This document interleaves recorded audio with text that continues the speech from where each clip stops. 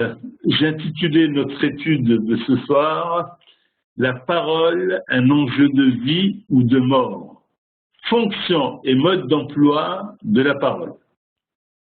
Ce titre, certainement, entre en résonance chez chacun d'entre nous avec la célèbre formule de Shlomo HaMelech, la formule de Salomon que tout le monde connaît, « Maved vechaim beyad lashon ».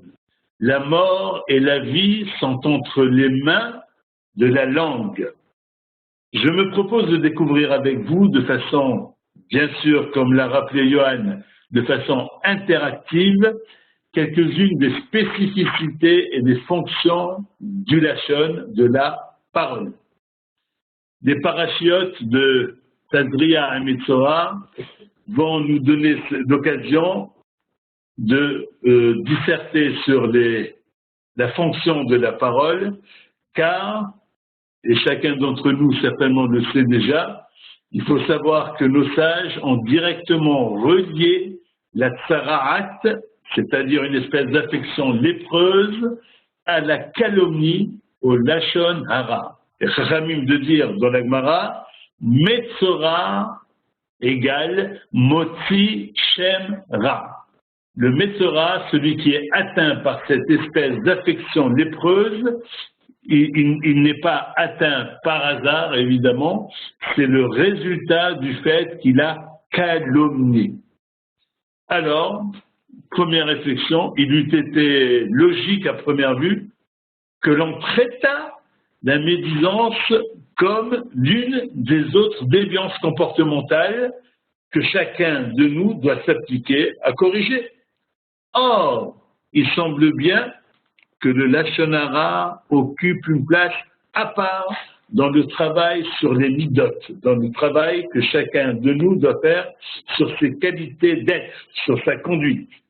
Il semble même, comme nous l'avons déjà spécifié, que l'enjeu du langage, l'enjeu de la parole ne soit rien de moins que la vie ou la mort.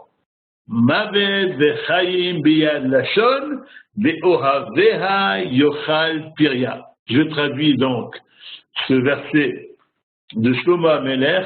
Mavet, la mort, vechaim et la vie beyad lashon sont entre les mains de la langue, du discours, de la parole. Ve'ohaveha yochal pirya. Et celui qui l'aime, c'est-à-dire celui qui en fait une utilisation adéquate, Yochal Pirya, pourra profiter, bénéficier de ses fruits. Tout de suite, puisqu'on a parlé de cours, évidemment, d'études, d'échanges interactifs, avant d'énoncer les différents axes de notre réflexion, et pour introduire notre échange, je vous pose la première question. Pourquoi le lashon hara est-il considéré par la Torah et les Chachamim avec une telle gravité? Pourquoi le lashon hara plus que d'autres midot, plus que d'autres qualités d'être sur lesquelles chacun de nous doit travailler? Je vous écoute. Vous avez certainement de nombreuses propositions et qui serviront à introduire un peu dans notre développement. Alors, nous, quelle est la spécificité de la parole? Pourquoi une telle importance? Est-ce que ça ne serait pas parce qu'en jugeant l'autre, c'est nous-mêmes que nous jugeons? Pardon? Parce que? Est-ce qu'en jugeant l'autre, ce n'est pas nous-mêmes que nous jugeons? Soit, c'est tout à fait pertinent en jugeant l'autre, et d'ailleurs les Chachamim de dire que celui qui émet une critique contre une personne, relative à une personne, en réalité c'est sa propre personne qui critique, car on ne voit chez l'autre que les failles dont on doit soi-même certainement souffrir. C'est tout à fait vrai, mais à la limite, je dirais, s'il ne s'agissait que de cela, et ben ma foi, si tu es en train de parler de toi, ben ça ne regarde que toi.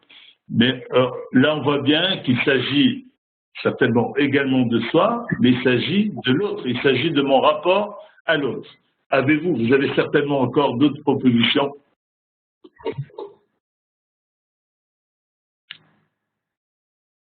Pas d'autres propositions pour l'instant? Alors, oui. Ouais, un petit peu, mais bon, il y a le passouk devant, alors ça aide beaucoup. Non, mais le passouk on en laisse de côté pour l'instant. On laisse de côté. J'aimerais simplement, dans un premier temps, une réflexion, je dirais, de bon sens, sans aller chercher des midrashim, sans faire de la pnimiout tout de suite, sans entrer dans les profondeurs des textes de la Torah.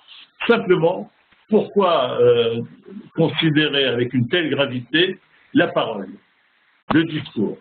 Je pense que la parole, c'est une des choses qui est particulière à l'homme. Les actions, entre guillemets, les animaux aussi, ils font des actions. Ils mangent, ils boivent, ils ont aussi des interactions au niveau, entre guillemets, social, les animaux, mais ils n'ont pas le côté parole, le côté intellect.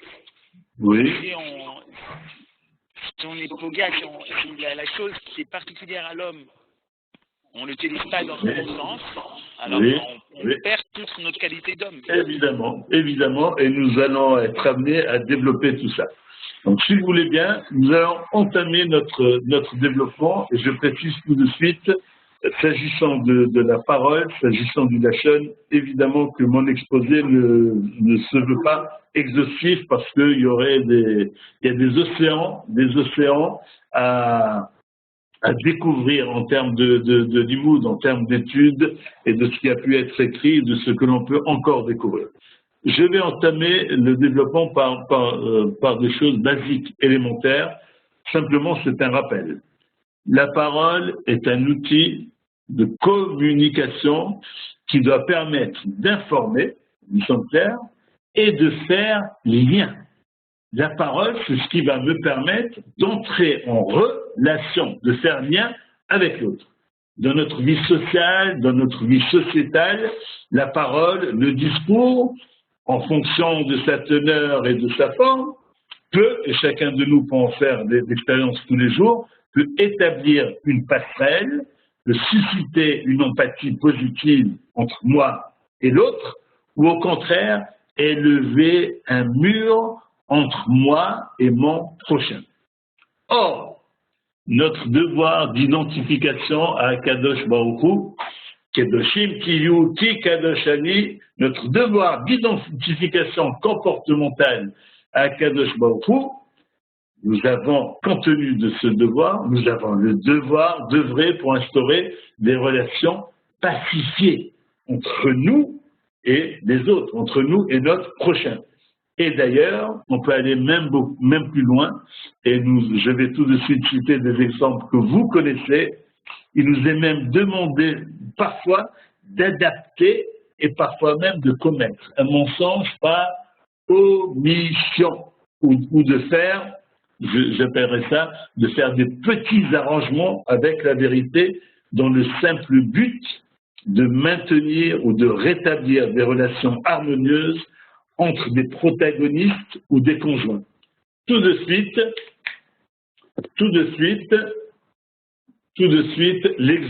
premier exemple que nous connaissons tous, on connaît tous la Mishnah dans Pirkei Avot, Heve mitalmidav shel Aaron HaKohen Ohev Shalom veRodef Shalom. Les Pirkei Avot nous encouragent à faire partie des disciples de Aaron, Ohev Shalom veRodef Shalom. Et les Chachamim de nous expliquer quelle était la stratégie d'Aaron, jusqu'où Aaron allait pour pouvoir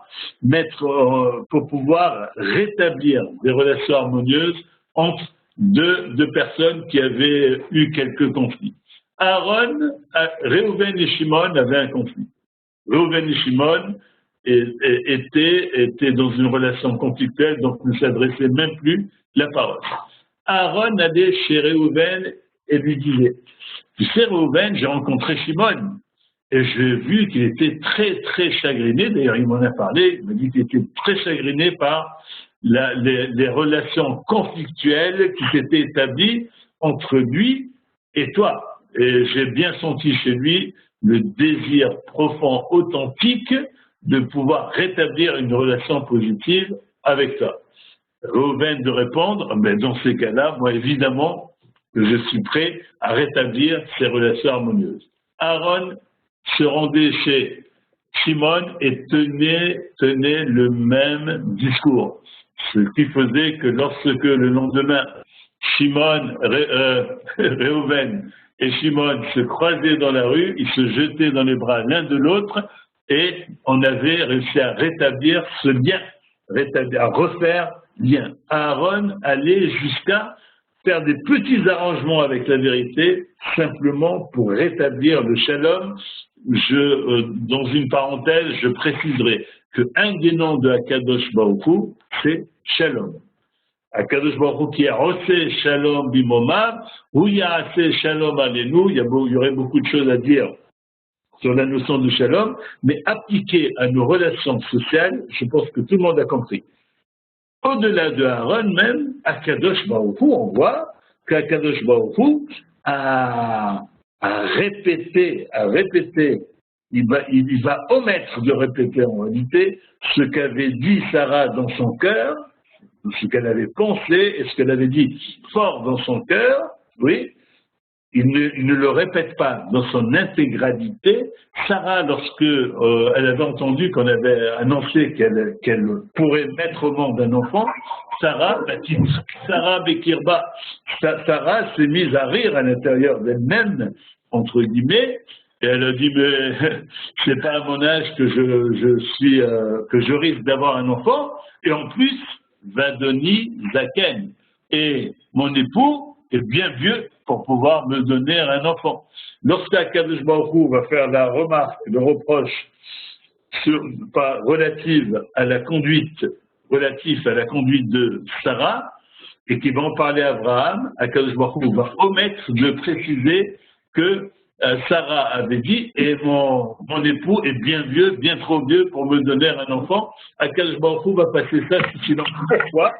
Simplement pour maintenir des relations harmonieuses au sein du couple de Abraham et Sarah. Et évidemment, on ne peut pas faire l'économie aujourd'hui,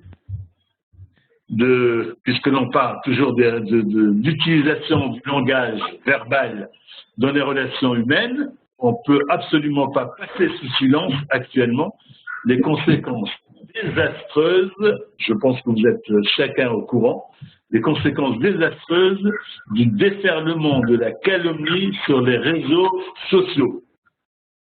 On dénombre bien malheureusement un nombre croissant de dépression, de troubles des conduites, de troubles du sommeil, de troubles de l'appétit, et même du suicide, un nombre important de suicides parmi les adolescents, suicides qui sont directement induits par les calomnies sur les réseaux sociaux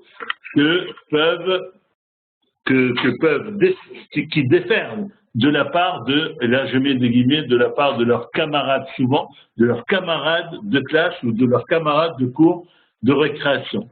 Maved v'chaim biyad lashon, la mort et la vie sont entre les mains de la parole. Ce n'est pas simplement une formule ou une allégorie virtuelle. Oui, la parole peut tuer et la parole tue. Je souhaiterais toujours dans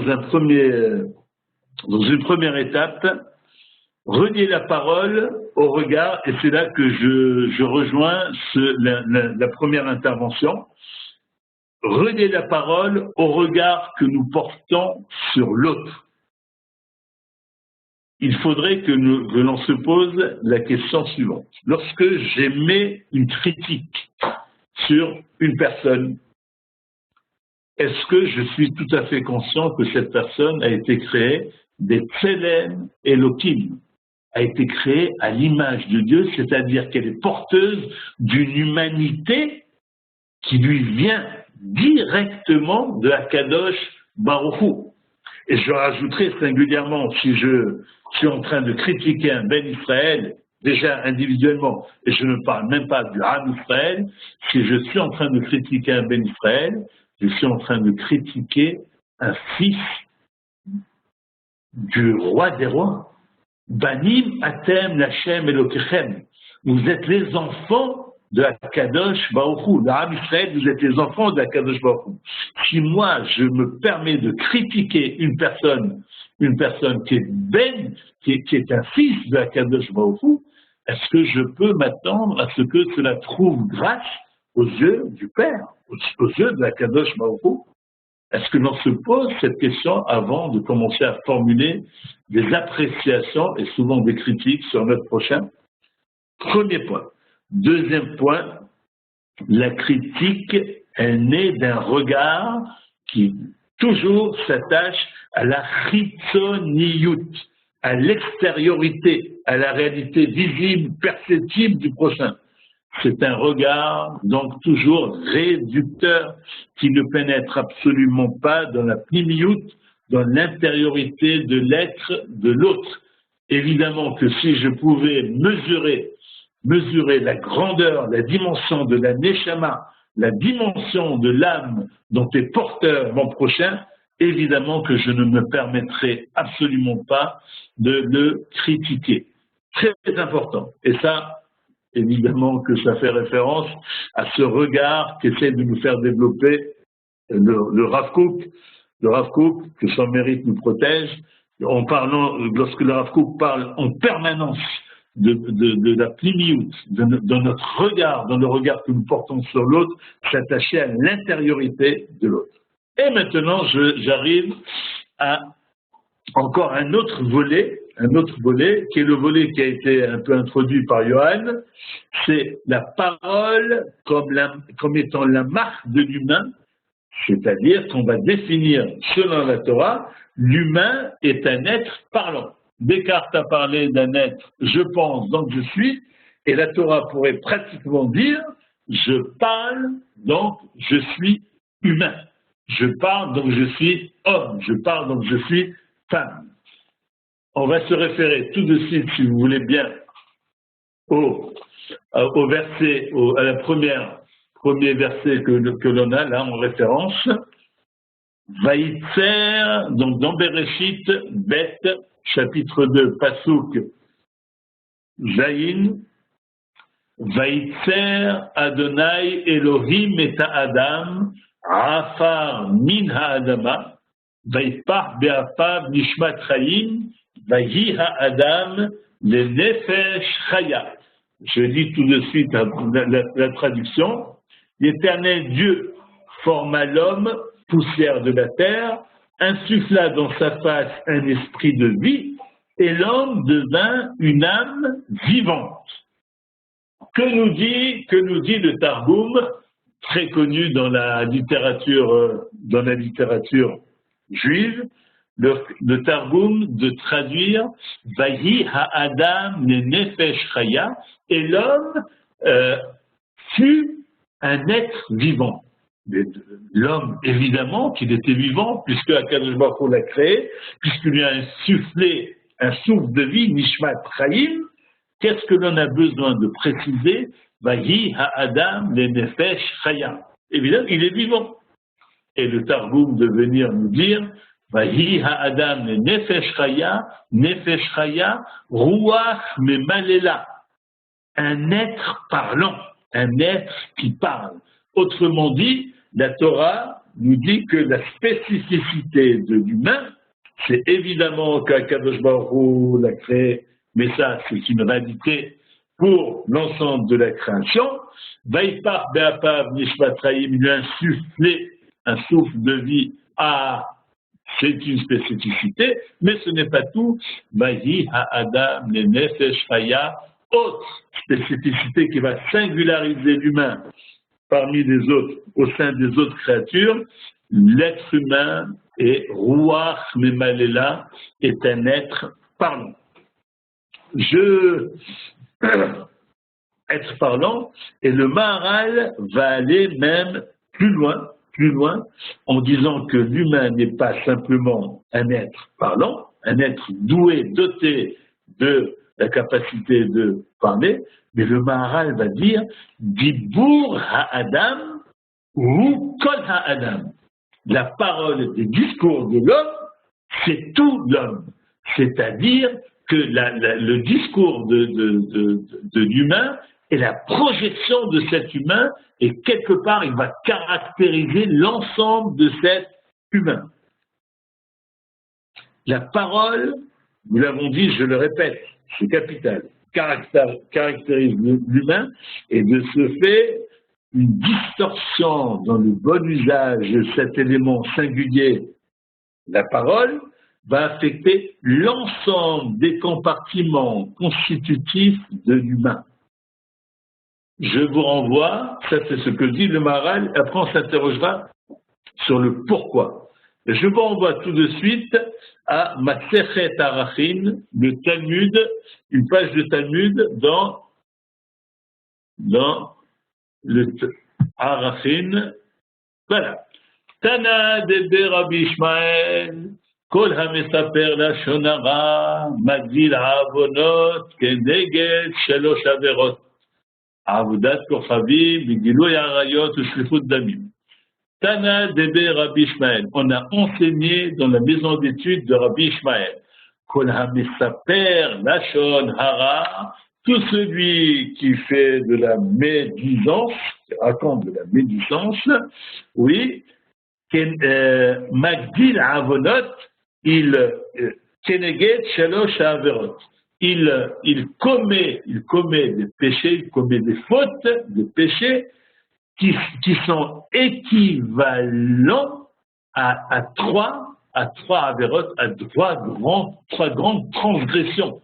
Trois grandes transgressions connues de tous dans le judaïsme, puisque ce sont en réalité les trois transgressions pour lesquelles nous avons le devoir, les trois seules pour lesquelles nous avons le devoir, dans certaines conditions, de nous laisser tuer plutôt que de transgresser. Quelles sont ces trois avérotes? Quelles sont ces trois transgressions à ne pas commettre? Avodat Kochavim, c'est l'idolâtrie. Gilou et Harayot, ce sont les relations interdites. Ou Shlichut Damim, c'est le meurtre. D'où apprend-on cela? Parce qu'il est écrit, s'agissant du Lashon Hara, Lashon Medaberet Gedolot, une langue qui parle de grandeur, qui parle beaucoup, une langue qui a du poids. Gedolot, et on remarquera que Gedolot, c'est le pluriel de Gadol. On n'a pas dit Lashon Medaberet Bigdoula ou Begadlut, non. Gedolot, c'est un pluriel. C'est de là on va tirer cet enseignement dans la maison d'études de Rabbi Ishmael, Lashon Medaberet Gedolot, et après la Gemara cite, on ne va pas rentrer dans les détails, sur ces trois avérotes, sur ces trois péchés, on retrouve ce mot de Avon et de Gadol, de la Gadol, etc. Alors que là, on parle de Gedolot. Et donc, la Gemara nous dit, c'est extraordinaire et en même temps un peu terrible, celui qui fait du Lashon Hara, celui qui commet la médisance, c'est comme son péché serait équivalent aux trois péchés capitaux dans le judaïsme. D'accord? Pourquoi cela affecte l'ensemble?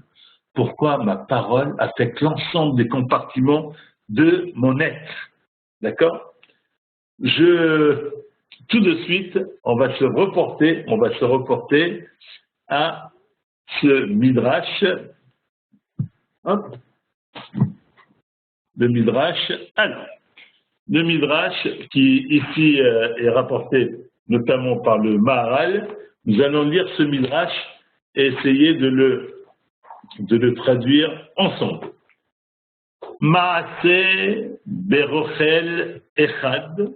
Il s'agit, c'est l'histoire, il était une fois, rochel echad, un marchand ambulant. Shaya mechazer ba'ayarot, qui faisait le tour des villages. Veomer, et il disait, Mirotse Samchaim, qui veut acquérir un élixir de vie? Essayons d'imaginer, donc c'est un marchand ambulant qui traverse les villages en disant non pas vitrier, non, qui veut acquérir élixir de vie, des Shama Bito chez Rabbi Yanaï, et la fille de Rabbi Yanaï a entendu ce marchand ambulant proposer un élixir de vie. Shama, donc la fille de Rabbi Yanaï, Alta Ve'amra Lavia, elle a vite rejoint son papa, son père, pour lui dire, pour lui annoncer, Rochel Echad Mesaved Omer Madbae Samchaye. Lui dire, mais tu sais, papa, il y a dans la rue un marchand qui propose un élixir de vie. Kara Rabbi Yanaï de Otorochel Ve'amarlo. Rabbi Yanaï a appelé ce marchand et lui a dit, Harenina Oto Samchaim Shata Mocher, Harenina Oto Samchaim Shata Mocher, montre-moi donc cet élixir de vie que tu proposes à la vente. Otsi Mikupato Sefer Teilim, ce marchand a sorti un livre de Teilim, ou Poteyach Beholech Adni Ha'ish Echafet Chaim, et jusqu'à trouver dans son livre de Teilim le verset Miha'i Shechafet Chaim Oev Yamim Otov Nesor Leshon Chamera Ushatecha Midaber Mirma Sur Mera Va'asetov. Je vous donne tout de suite la traduction. Quel est l'homme, nous dit David Amelech dans le psaume 34, Miha'i Shechafet Chaim, quel est l'homme qui désire la vie? Quel est l'homme qui aspire à avoir des jours de bonheur? Réponse, garde ta langue du mal et tes lèvres de dire la ruse. Écarte-toi du mal et fais le bien, recherche la paix et poursuis-la. Très bien. Rabbi Yanaï, là, extraordinaire. Que fait Rabbi Yanaï? Halach Rabbi Yanaï, Vechilo, Veshkeo, Venatalo, Sheshatlaim. Rabbi Yanaï a invité ce marchand à manger, à boire en sa compagnie et lui a donné 6 selaim. 6 €, on va dire.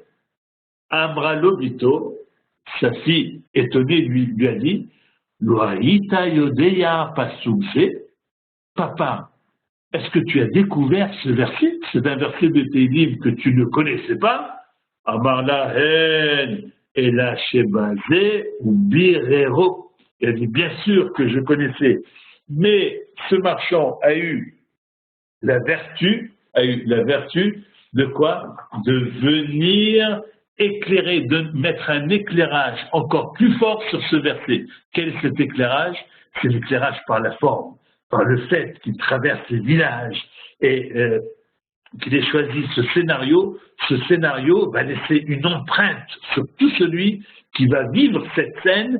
Il va rendre ce verset qui se trouvait jusqu'à présent dans le livre de Teilim, il va rendre ce verset, il va transformer ce verset en une réalité, un enseignement vivant en moi. Dans chacune de mes cellules, chacun de mes neurones, il y a ce verset qui va vivre en moi, et c'est pour cela que ce Rochel, que ce marchand ambulant méritait en effet une récompense. L'enseignement du Maharal, donc, toujours relativement à la parole, c'est que la sauvegarde d'un bon usage de la parole n'est pas un plus, c'est pas la cerise sur le gâteau, non, ce n'est pas un plus, ce n'est pas un atout pour une meilleure vie, nous dit le Maharal, mais la parole n'est pas un atout, n'est pas la cerise sur le gâteau, la parole constitue la vie. Et là, on va comprendre beaucoup plus profondément le verset que nous avons cité, le premier verset que nous avons cité. Bayi Adam Nefesh Chaya. Et l'homme a été un Nefesh Chaya, un être vivant. On a traduit être vivant, le Targum bien nous dit, Ruach Mebalela, un être doté de parole. Un être vivant parce que doté de parole. Retenons ça. Nefesh Chaya, il est vivant parce qu'il est doté de parole. Autrement dit, la parole, notre discours et notre vie se confondent. Très bien, donc on vient d'apprendre qu'il fallait s'abstenir de se servir négativement de la parole. C'est nécessaire, bien sûr, c'est nécessaire, mais est-ce que c'est, à votre avis, suffisant? Je vous pose la question. Très bien, dans ce cas-là, je n'ai qu'à je n'ai qu'à suivre, en réalité, oui, je n'ai qu'à suivre ce que nous enseignent les Pirkei Avot. Les Pirkei Avot nous disent qu'il y a un Tana qui a dit Velo matzati lagouf tov mishetika. Je n'ai pas trouvé, j'ai bien réfléchi, j'ai bien vu parmi les Chachamim, et je n'ai pas trouvé de meilleur pour le gouffre, pour le corps, que la shetika, le silence. Autrement dit, est-ce que nous devons nous contraindre à un silence permanent? Je pose la question et je vous cède la parole, le lachon. Je vous cède la parole. À vous, s'il vous plaît.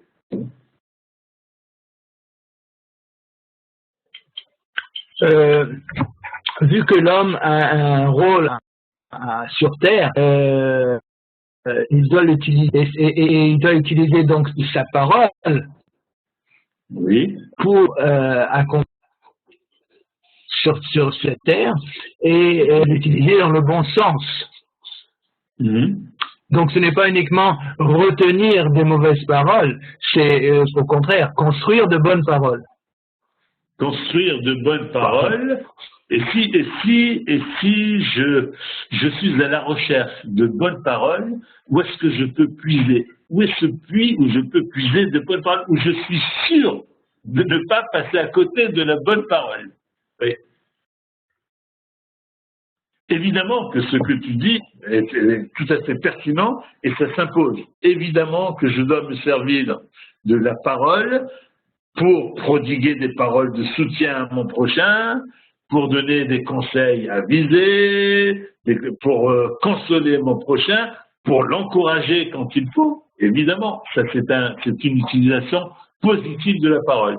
Est-ce qu'il y a d'autres domaines où la parole va être encore au moins aussi constructive, où la parole va être au moins aussi constructive?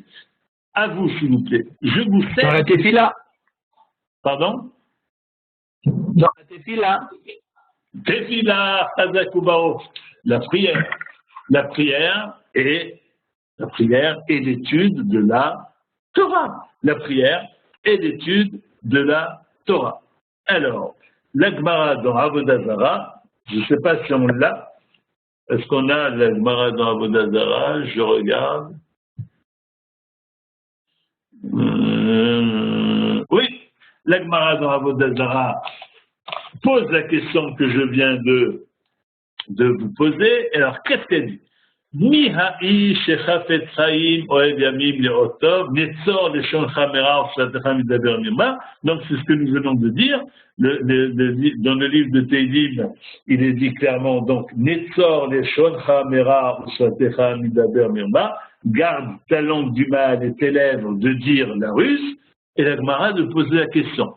Shema Yomar Adam Natsarti Deshonimera Usatai Midaber Mirma. Peut-être que l'être humain va dire, fort de cet enseignement des Teilim, eh ben, j'ai gardé ma langue du mal et j'ai gardé également mes lèvres de dire la ruse. Dans ce cas-là, je vais me mettre au fond de mon lit sous une bonne couverture et attendre que les journées passent, J'ai rempli mon rôle dans ce monde.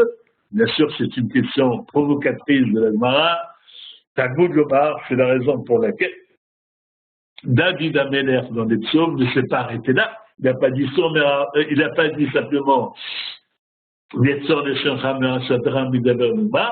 de suite après, il a dit, Talmud Lomar, Sourmera va'ase tov. Écarte-toi du mal et fais le bien. Écarte-toi du mal. Donc, écarte-toi du lachon hara, de la médisance. Mais ça, ce n'est pas suffisant. C'est nécessaire, mais pas suffisant. Il faut la deuxième volet Oui, Ba'aseh Tov, et fais le bien, fais ce qui est Tov. Or, nous savons que lorsque l'on parle de Tov, le Tov, c'est la Torah. Qu'il est Tov, Natati Lachem, Torati, Al Ta'azovu. Car je vous ai donné un présent qui est le Tov, qui est le bien, avec un B majuscule, qui est l'harmonie, qui est la perfection. Torati Al Ta'azovu, virgule, ma Torah n'abandonnez pas, parce que ce bien précieux n'est rien d'autre que la Torah elle-même. Donc, nous allons nous servir, évidemment, de la Torah et de la Tefila, pour ce bien. Et c'est fort de cette prise de conscience que l'on pourra comprendre la lecture que font nos sages relativement à la formule qui s'applique aux luchot, aux tables de la loi. S'agissant des tables de la loi, la Torah nous dit Harut à la luchot, que les 10 commandements étaient Harut à la luchot, étaient gravés sur les tables de la loi, et les Chachamim de dire Atitre Harut et la Herut. Il ne faut pas lire simplement gravé, mais il faut dire également Herut, liberté. C'est-à-dire que ce qui est gravé sur les tables de la loi, c'est de la liberté. C'est la liberté. Et alors, là, c'est encore là que je vais vous donner la parole, vous cédez le lachon, vous cédez la parole. Quel lien faites-vous entre Torah et liberté? Puisqu'on nous dit qu'il faut nous servir de la parole pour l'étude de la Torah et pour la Tefila, qu'il est Kartov, Natati Lachem, Torati Atazovu, Soumera, Ba'aseh Tov, fais le bien. Le bien, c'est l'étude de la Torah, c'est la Tefila. Je pose la question, quel lien peut-on faire entre l'étude de la Torah et la liberté? Comment comprenez-vous ce Atitre Harut et la Herut? Ne lisez pas simplement gravé sur les tables, mais également liberté sur les tables. Je vous cède la parole.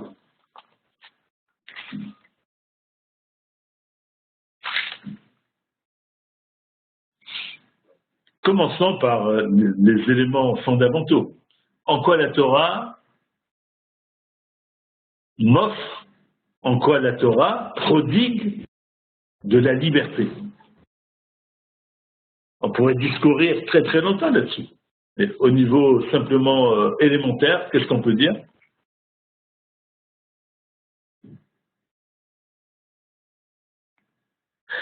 Alors, je vais tout de suite... Le fait qu'elle permet de... Oui.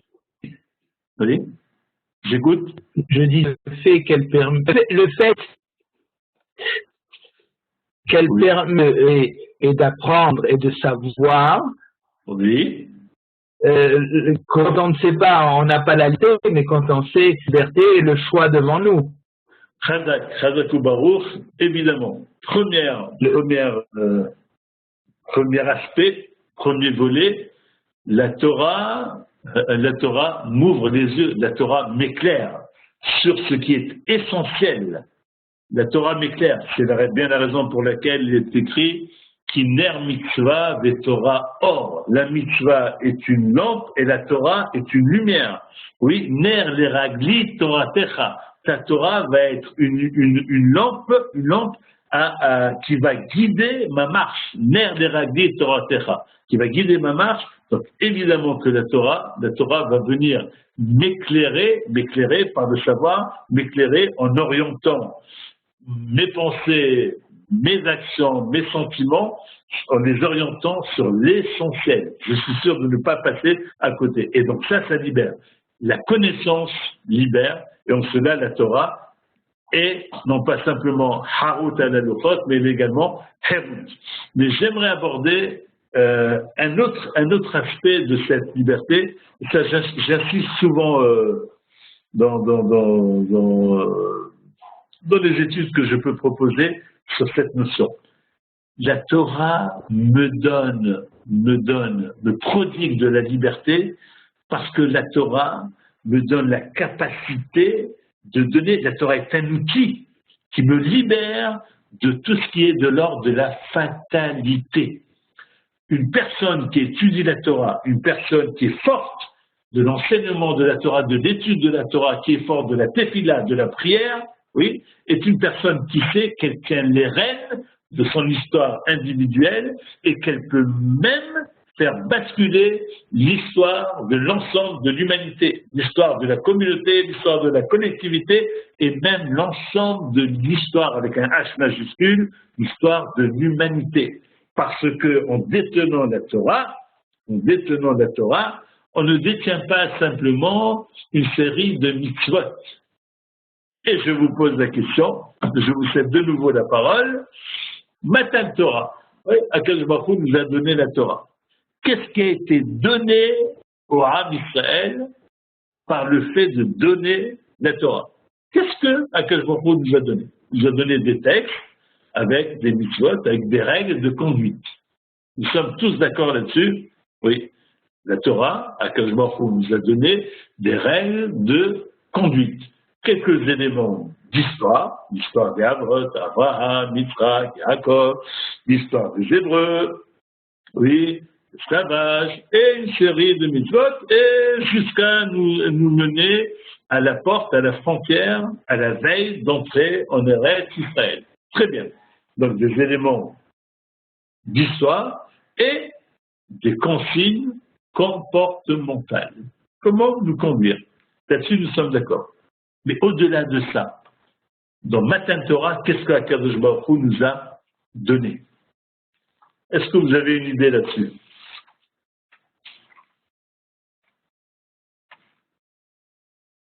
Alors, je vais vous lire ce que dit le Rabbi Nachman de Breslev. Est-ce qu'il y en a parmi vous qui n'ont pas entendu parler du Rabbi Nachman de Breslev? Ve'akshav she'atorah mesura beyadenu. Rabbi Nachman dit, et maintenant que la Torah nous a été transmise, oui, Gam haratzon shel Hashem yitbarach mesura beyadenu, dit le Rabbi Nachman. Même la volonté, c'est-à-dire au-delà le désir, la volonté de Kadosh Baruch Hu, la volonté, il faut entendre, on va le comprendre tout de suite, la volonté, c'est-à-dire la capacité d'agir de la Kadosh Baruch Hu nous a été transmise en même temps que la Torah. Ça, bien sûr, il y a tout un développement que je ne vais pas faire. J'ai déjà proposé cette étude dans d'autres occasions, mais là, je prends vraiment l'extrait chez le Rabbi Nachman de continuer, chez Anu Moslim Kaviachol, Liviot Retsono, Kefir Retsonenu. Car en réalité, à partir du moment où Akadosh Baruch Hu nous a transmis la Torah, eh ben, on devient des détenteurs de la gouvernance du monde et de faire en sorte que Retsono, que la volonté d'Akadosh Baruch Hu va se confondre avec notre volonté. Bézé, Bechinat, Israël, Mamshelotav, et le Rabbi Nachman de dire, lorsqu'on dit dans le Hallel, Israël, Mamshelotav, Israël, Mamshelotav, c'est gouvernant. Non, Israël, Mamshelotav, c'est-à-dire que Israël a maintenant, depuis Matan Torah, détient la gouvernance du monde. Et je ne vais pas trop développer, mais il faut savoir, retenons simplement, pour ceux qui prennent des notes, vous pouvez prendre des notes, retenons. Et on fera, Bezrat Hashem, un jour on fera une étude centrée que sur cette dimension. Les Chachamim nous disent que Matan Torah, c'était une véritable secousse sismique. Parce que Matan Torah ne constitue pas simplement une espèce de déménagement, une délocalisation de la Torah des sphères supérieures vers la terre. Pas simplement ça, non. C'est un bouleversement cosmique. En quoi c'est un bouleversement cosmique, Matan Torah? Parce que c'est l'octroi au peuple d'Israël de la puissance supérieure, outil de la création du monde. En nous donnant la Torah, Matan Torah, on nous a donné la Torah. En nous donnant la Torah, Akadosh Baruch Hu nous a donné cette puissance créatrice jusque-là détenue exclusivement par Akadosh Baruch Hu. Des choses extraordinaires, mais que je ne développerai pas complètement. Et en tout cas, donc, ça nous donne la capacité d'orienter la marche de l'histoire. Orienter la marche de l'histoire. Maintenant, je vais développer un autre volet rapidement parce que je vois que le temps passe. Nos sages nous enseignent que la parole, et là je vais vous demander un peu plus d'attention parce que il va falloir se construire un schéma mental à travers ce que je vais développer là. Nos sages nous enseignent que la parole s'inscrit dans le rouach. Alors tout de suite, mettons en place l'être humain de façon schématique. L'être humain est doté, est formé, est constitué d'une neshama, une âme, d'accord, d'un corps, le gouffre, appelé, le corps est inscrit dans un ensemble qui s'appelle le nefesh, d'accord, donc j'ai parlé neshama, l'âme, le nefesh, c'est la partie corporelle, comportementale, etc., et le rouach, le souffle. Je ne vais pas développer. Simplement, maintenant, on essaye de placer la parole. La parole se place dans lequel de ces compartiments? Savez-vous? Est-ce qu'elle se place dans le compartiment de la neshama? Est-ce qu'elle se place dans le compartiment du nefesh? Ou est-ce qu'elle se place dans le compartiment du rouach, souffle?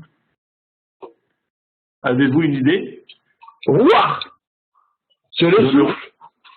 Parce que rouach, oui, le souffle. C'est dans le rouach. Et on va expliquer comment. Donc, par sa nature divine, je lis de façon à ce que vraiment chacun essaye de construire le schéma. Par sa nature divine, la neshama est distante, elle est non connectée au corps. Naturellement, la neshama, elle est distante, elle est d'une autre nature. Le corps qui, lui, est de nature matérielle. On est bien d'accord. Donc au départ, nous avons une neshama qui n'a rien à voir avec le corps et nous avons le corps. Ce corps est inscrit, le corps qui est inscrit, comme je l'ai dit, dans le registre du nefesh. Donc nous avons d'un côté la neshama, de l'autre côté le nefesh avec le corps inscrit dans le nefesh. Il existe chez l'humain un compartiment intermédiaire, c'est le rouach, qui, tout en étant relié au corps, ne lui est pas simplement assujetti et qui, de ce fait, va servir de médiateur, de passerelle entre la neshama et le nefesh, entre la neshama et le corps. Je reprends, le rouach, c'est ce qui va permettre la médiation entre la neshama, si on place de façon très schématique la neshama en haut, on va dire neshama c'est 1, d'accord, le nefesh en bas c'est numéro 3, la neshama et le nefesh sont reliés par ce compartiment intermédiaire qu'on va appeler 2, compartiment intermédiaire qui est le rouach. Dans ce compartiment rouach, c'est dans ce compartiment, oui, que va naître la parole, nous enseigne la famille, parole qui va être justement l'expression de la connexion entre la neshama et le corps. Ok? La parole est le produit par le rouach de la connexion entre ma neshama et mon nefesh et mon corps. Car en effet, le rôle de la parole consiste dans le fait de traduire la pensée qui, elle, émane de la neshama. Elle va la traduire dans la réalité physique de l'humain, c'est-à-dire qu'elle va, traduire cette pensée dans notre quotidien. L'on comprendra maintenant la formulation de la Torah s'agissant de la confection de Adam par Akadosh Baruch Hu. Oui? Et je reviens donc, parce que maintenant je manie extraordinairement. Hop, hop, au premier, hop. Allez, encore, voilà. Disons ensemble, Vaïtser Adonai Elohim et Ha'adam, Afar min Ha'adama. Afar min Ha'adama, c'est quel compartiment? Dans les trois que j'ai donnés là, Afar min Ha'adama, c'est quel compartiment? Afar min Ha'adama, c'est poussière de la terre. Nefesh. Très bien, c'est le corps, c'est Nefesh. Afar min Ha'adama, Nefesh. Baïpar, Be'apar, Nishmat, Chaim. Il a insufflé une neshama de vie, une neshama, oui, ça, évidemment, comme c'est dit clairement, c'est le compartiment de la neshama. OK? Et donc, on a un corps et on a une neshama, mais on a bien dit tout à l'heure que, par nature, il leur faut un médiateur. Ce médiateur, c'est Vahi Ha'adam le Nefesh Chaya, extraordinaire. Vahi Ha'adam le Nefesh Chaya, et l'homme fut un être parlant, c'est-à-dire que c'est là le Ruach. Le Ruach, la parole qui se situe dans le Ruach, va faire connexion, va faire passerelle, oui, pour permettre à la pensée qui émane de la Neshama de venir s'incarner dans la vie du quotidien, dans la vie de mon groupe, de mon corps, de ma réalité quotidienne. C'est cette connexion entre Neshama et Nefesh, entre l'âme et le corps, qui conditionne la vie. Vahi ha'adam de Nefesh chaya, car, et d'ailleurs, lorsqu'il y a déconnexion entre la Neshama et le gouffre, à quel moment il y a déconnexion entre la Neshama et le gouffre? Dans l'histoire de chacun des humains, à 120 ans, c'est au moment de la mort, évidemment. Eh oui, c'est au moment de la mort. Hazak. Donc, je poursuis, et il est tout à fait intéressant, mais je pense que vous l'avez fait là, tout de suite. Les connexions neuronales se sont mises en place.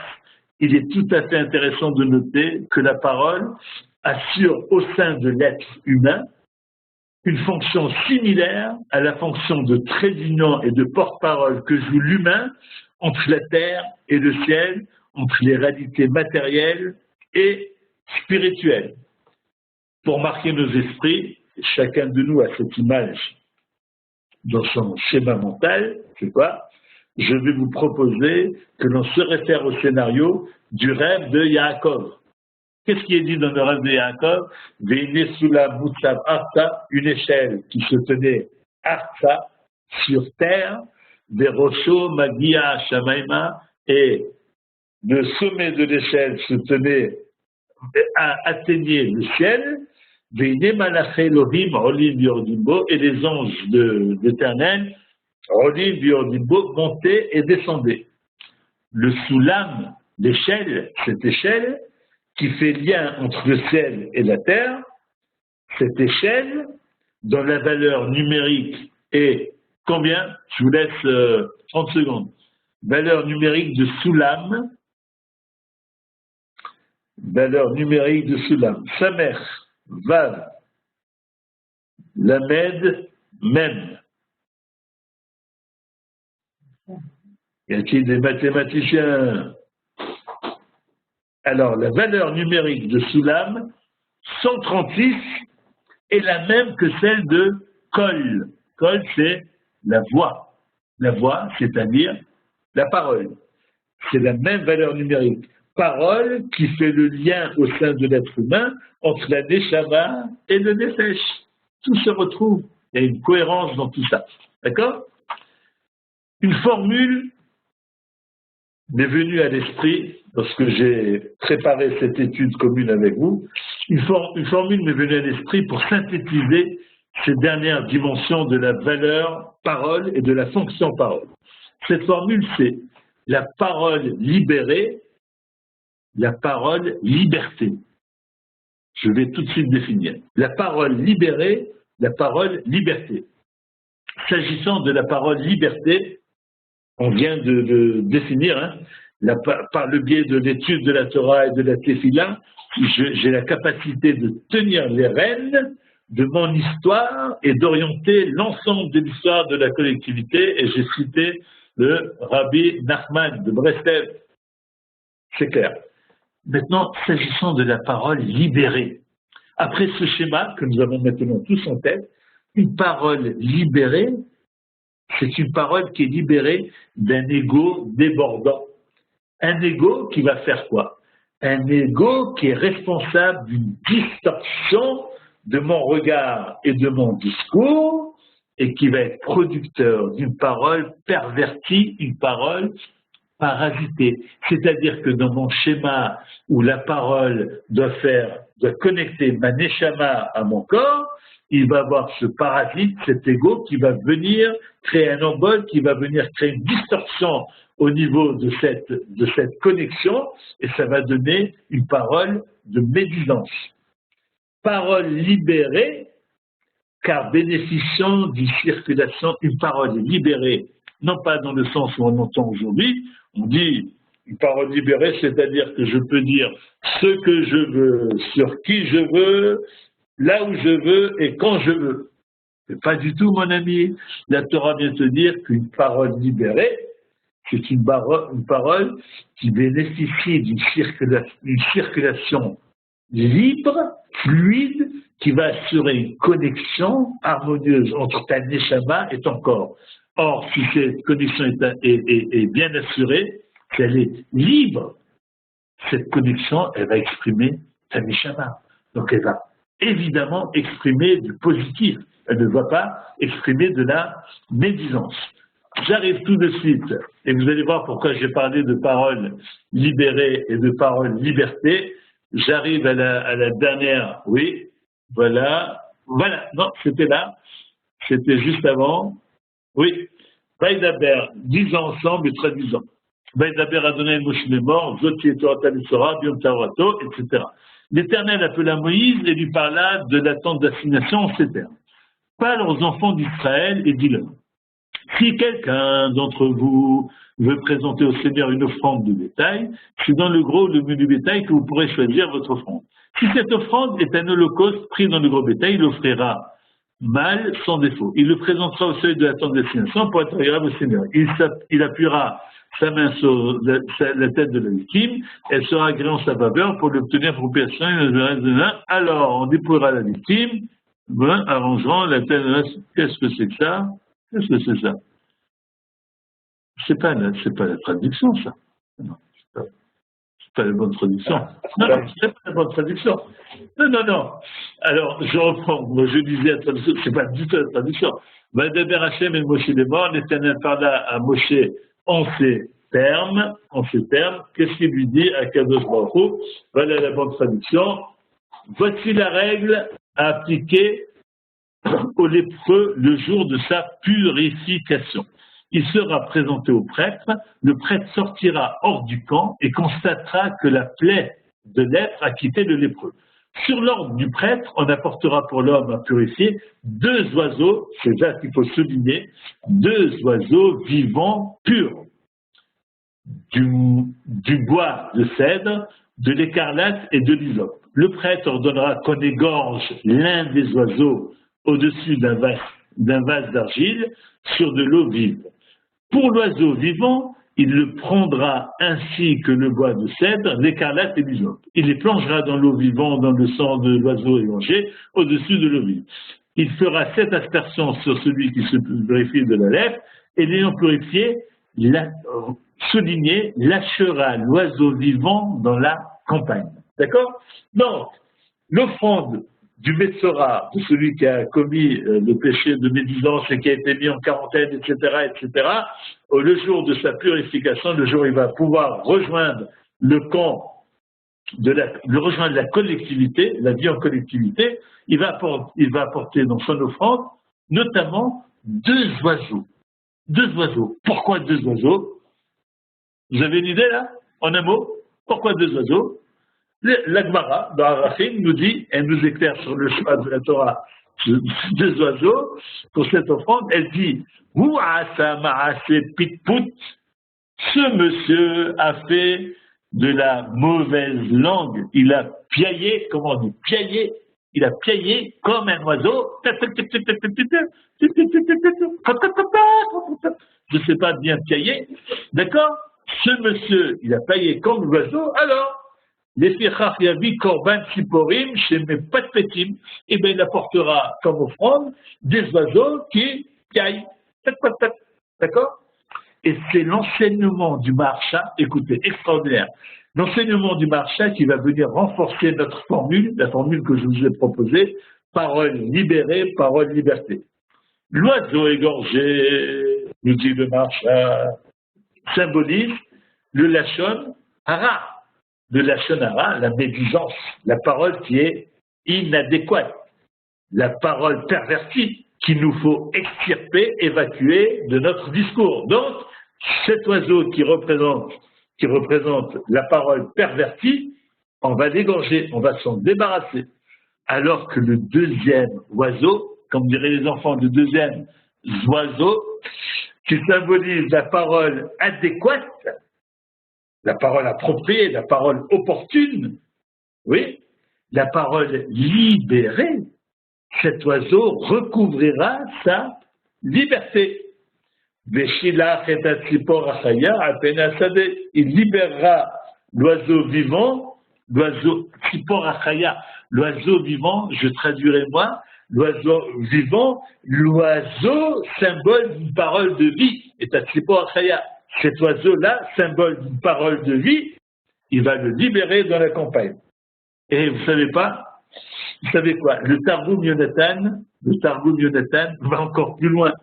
Au-delà du symbole, le Targum Yonatan va venir ajouter, si l'oiseau libéré revient le jour même, j'ai envoyé l'oiseau et il est revenu le jour même, c'est signe que le Metzora, ce malade atteint de cette affection lépreuse, une espèce d'affection lépreuse, le Metzora, c'est la preuve que le Metzora n'a pas fait une teshuva pleine et entière, que la maladie l'affectera à nouveau. Si l'oiseau revient, c'est-à-dire que la parole n'est pas véritablement liberté, il n'a pas fait le ménage pour que la circulation se fasse librement et harmonieusement entre sa neshama et son nefesh, son corps, son quotidien. D'accord? Donc, s'agissant de paroles, je vois que le temps passe, donc je vais dire un mot là-dessus, c'est simple. S'agissant de paroles, on ne peut pas faire l'économie de rappeler que que le monde a été créé par la parole, 10 paroles. Donc on dit tous les jours, Baruch She'amar Ve'haya Olam. Il s'agit là de la parole créatrice, Zakadosh Baruch Hu. Oui. Alors je vous pose la question, ce sera la dernière question que je vous poserai, peut-être, d'accord? La simple pensée de Akadosh Baruch Hu n'aurait-elle pas suffi à créer le monde? Pourquoi Akadosh Baruch Hu s'est servi de 10 paroles pour créer le monde? Akadosh Baruch Hu, une simple pensée et c'est créé. Pourquoi la pensée, entre guillemets, la pensée d'Akadosh Baruch Hu doit être traduite par de la parole pour produire? Mais la simple pensée d'Akadosh Baruch Hu, il n'y a pas ce type d'étapes. Ce sont des étapes, là, qui s'inscrivent dans quelque chose de l'ordre de la temporalité. Or, on sait qu'Akadosh Baruch Hu échappe à la temporalité. Qu'est-ce que c'est que cet enseignement quand on nous dit qu'Akadosh Baruch Hu a créé le monde par la parole? La pensée suffit. Akadosh Baruch Hu, il pense aux arbres, et les arbres sont là, immédiatement, concomitamment à la pensée de Akadosh Baruch Hu. Est-ce que vous avez une idée? Je vais vous la donner, l'idée. L'idée, c'est qu'en réalité, nous disent les Chachamim, Akadosh Baruch Hu a eu la volonté d'utiliser le même processus que celui qui va installer, c'est pour marquer nos esprits, le même processus que celui qui va installer chez l'humain, c'est-à-dire la production d'une parole qui soit le vecteur de l'expression de la pensée et l'inscription de cette pensée dans la réalité matérialisée. Le Baal Shem Tov va ainsi expliquer ce verset du Teilim. C'est la dernière référence. Oui. Le'olam Adonai de Bachanita Bashamaim, verset connu de tous parce qu'on le cite fréquemment pendant les fêtes. Le Baal Shem Tov dit Kol hadvarim asher hayu b'ma'amar Hashem bereshit abria toutes les paroles qui ont été prononcées par Akadosh Baruch Hu au moment de la création du monde, Kegon comme Yehi Rakia, qui dit un Rakia, qui est un chef.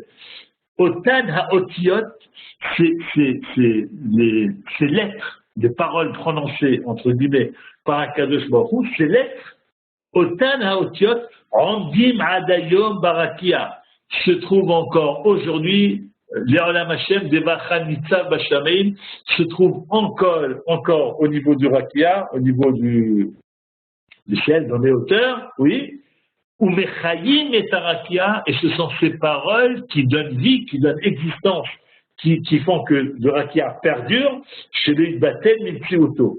Des vrais Hachem, même Chayim, des Kayamim, et en cela, les paroles d'Akadosh Baruch Hu sont les Olam éternels, parce que ce sont ces paroles qui, à ce jour, par quoi? Par les paroles, par les Olam Hachem de Vacha Nitzav Bashamayim. Et maintenant, vraiment la dernière question pour vous, oui. Comment on dit une chose en hébreu? Oui. Davar. Comment on dit une parole? Dibour. Quel rapport faites-vous entre Davar et Dibour? Quel rapport faites-vous entre Davar et Dibour? Les choses, les objets sont appelés, vous êtes d'accord avec moi, sont appelés Devarim. Davar, Devarim.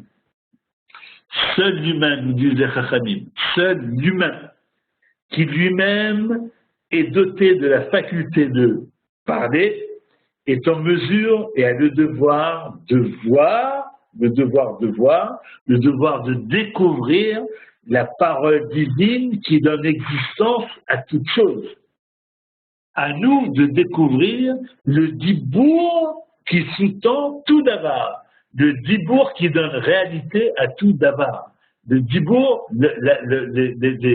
la parole de la Kadosh Baruch Hu, la parole créatrice de la Kadosh Baruch Hu, qui donne existence à toute chose, à toute réalité qui existe, à tout davar.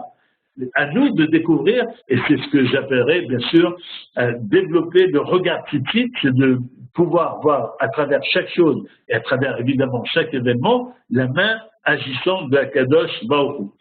Je vais conclure, si vous voulez bien. J'aimerais conclure par Inyana de Yoma, par un enseignement d'actualité, puisque nous sommes à quelques jours de Pessah.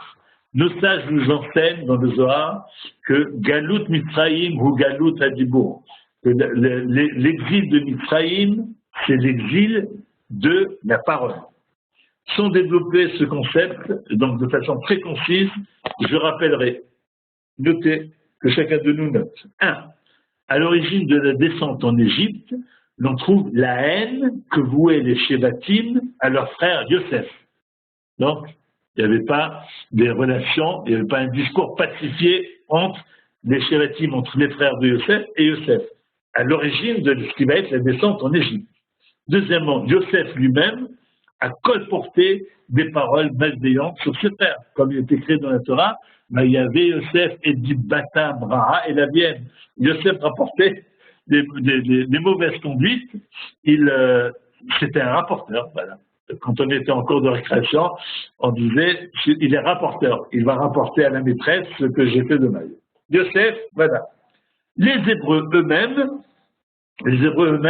ont mérité l'esclavage du fait du Lachon Hara qui circulait en leur sein et dont Moshe Rabbeinu va malheureusement témoigner en disant Vaya Moshe Vayomar. Moshe a vu et il a dit Achen Noda Adavar. Maintenant je sais pour quelle raison ce peuple est en esclave, pourquoi les Hébreux, mes frères, sont esclaves en Égypte, parce que je vois qu'ils colportent des critiques de la mauvaise langue les uns sur les autres. Quant à Paro, Paro, ce sont des lettres de P-Ra, une bouche mauvaise, une bouche de mécréant. Paro, c'est la bouche, c'est celui qui a la bouche qui va oser dire Mi Hashem Asher Eshma Bekolo, qui est Dieu pour que je me mette à écouter sa voix, pour que je me sente un devoir d'obéissance par rapport à lui, mais qui est Dieu? Oui, on voit que tout ça, tout cet exil de Mitzrayim est entouré et se vit dans une ambiance, dès son origine, une ambiance de Lachon Hara, une ambiance de non-maîtrise adéquate de la parole. Or, parmi les mérites, cette fois-ci, recensés, qui ont permis la libération des Israël d'Égypte, oui, les Chachamim disent, Lo nirchedu à Lachon Hara, je ne vais pas développer, ils avaient réussi à retirer tout Lachon Hara au sein de leur collectivité, les Hébreux. D'accord? Et il y a eu la réparation et passage du Péra, Paro, de cette ambiance pharaonique, du Péra, de la bouche de mécréant, la bouche mauvaise, au Pessah. Oui, on va passer du Péra au Pessah, c'est-à-dire la bouche qui va chanter. Pessah, c'est la bouche qui parle de quoi? La bouche qui va chanter les louanges de Akadosh Baruch Hu pendant la traversée de la mer Rouge à Zachir Moshe Israël, et nos bouches qui à chaque nuit du Seder va raconter les prodiges, les miracles de l'Éternel, à gratifier nos ancêtres, et donc il nous fait bénéficier jour après jour. Le verset dans Micha dit Ki metzetra me'eret Yisraïm ar'enu niflaot. Comme à l'époque de ta sortie d'Égypte, je te ferai voir des prodiges. Verset dans Micha Zayin Tet-Ba. Comme à l'époque de ta sortie d'Égypte, je te ferai voir des prodiges. Alors nous allons tous, avec Kavana, prier ensemble et ajuster nos comportements, notre discours, nos paroles, pour que de la même façon que la sortie d'Égypte a pu avoir lieu suite à la réparation de la parole, suite au passage du Péra au Pessah, nous puissions nous aussi contribuer à la réparation de la parole malveillante et à la haine gratuite, sinatrinam, qui a précipité notre exil et la destruction du second temple. Et ainsi, par cette réparation, nous assisterons à la Géoula Shelema, à la délivrance définitive et éternelle. Amen.